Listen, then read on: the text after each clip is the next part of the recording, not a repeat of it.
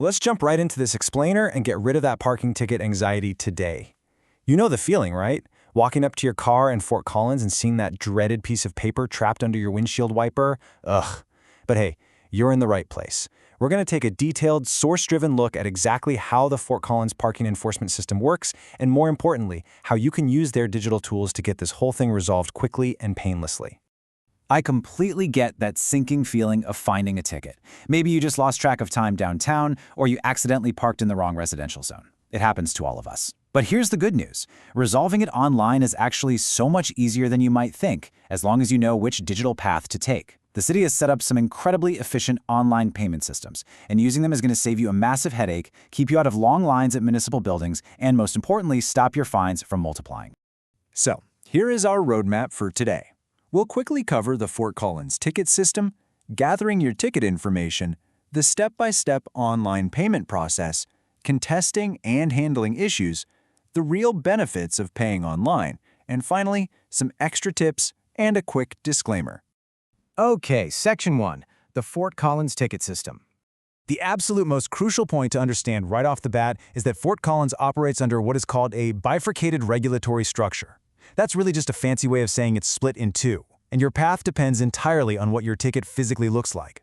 On one side, you've got your standard parking citations. These are usually handed out by civilian enforcement officers and left right on your windshield in a little blue envelope. These are handled purely on the administrative side by the Fort Collins Parking Services Department, but on the other side, we have traffic infractions, moving violations, or those automated camera or radar tickets.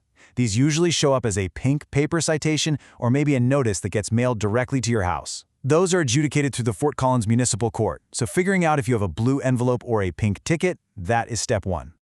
Moving right along to Section 2, gathering your ticket information. Now, before you even open a web browser, let's make sure you've got everything you need right in front of you. You definitely don't want to be scrambling for your wallet while a page times out. First things first, grab the ticket so you have the citation or violation number handy. You'll also need your vehicle's license plate number. If you're dealing with one of those pink tickets or a mailed camera violation, I highly recommend having your driver's license nearby too, because the court system often asks for it. Finally, have a Visa or MasterCard ready to go. Just a quick heads up though, the city's administrative parking portal does tack on a 2.75% processing fee for credit cards. But wait, before you hit pay, there's a serious legal reality you absolutely need to know. Making a payment through any of these channels is recognized as a formal, legally binding admission of guilt under Section 12095I of the Fort Collins Traffic Code. Completing that transaction literally waives your right to contest, appeal, or dispute the citation later on. So if you're actually planning to fight this ticket, you need to put your credit card away right now. All right, Section 3, step-by-step online payment. Okay, so you know your ticket color, you've made the decision to pay instead of fighting it, and you've got all your info ready. If you have a standard blue envelope administrative ticket, here is exactly what you do. Head over to the city's T2 Parking Services portal at fcgov.t2hosted.com. Once you hit that landing page, just select the option to search for a citation. You can look it up by entering either that citation number or your license plate.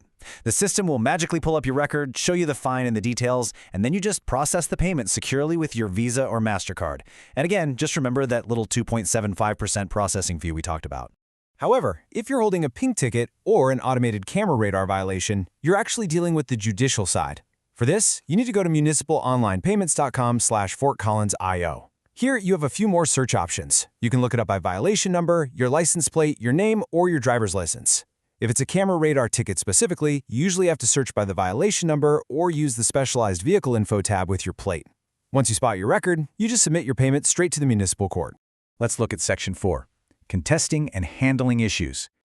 So, what if you feel like this whole thing is a mistake? Maybe a tree was blocking the street sign and you just aren't ready to admit guilt.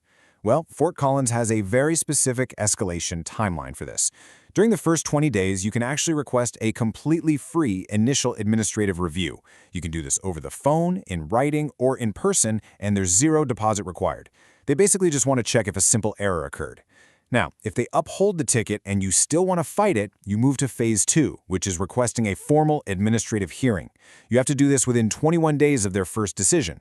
But here is the catch. You actually have to deposit the full monetary amount of the fine just to get the hearing, unless you qualify for a financial hardship waiver. If you lose that hearing, your absolute final option is a judicial review appeal to the municipal court within 30 days, and that requires a non-refundable $25 filing fee. If you actually win at this stage, the city will refund your fine and that $25.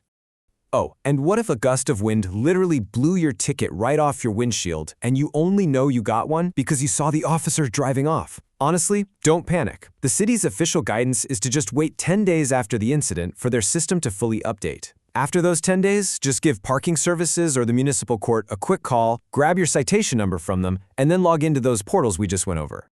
Section 5. Benefits of paying online.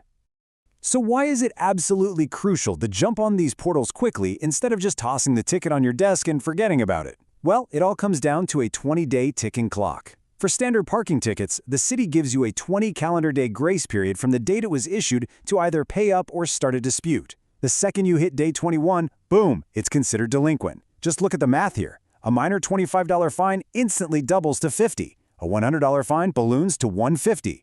Logging on and paying right away literally stops these automatic escalations from eating up your cash. And if you have a pink moving violation ticket, there's actually an amazing incentive to pay early online. The municipal court uses an early settlement program to help keep their own caseloads down. If you pay a qualifying traffic ticket within 20 days, the system just automatically waives the standard $35 court cost.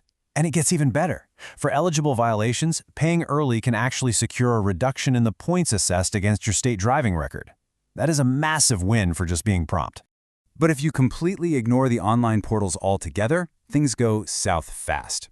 Past that 20-day window, and the city starts bringing out the immobilization devices.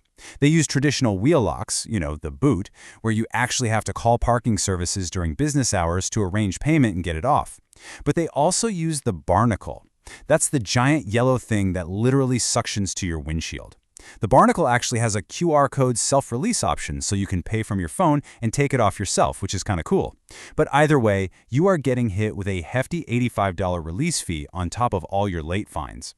And if you leave your car booted or barnacled for more than 72 hours, it's getting impounded and towed, entirely at your expense. Finally, Section 6. Extra tips and disclaimer. Before we finish up this explainer, I've got a couple of critical details for you, especially if you're a student or hanging around the university campus.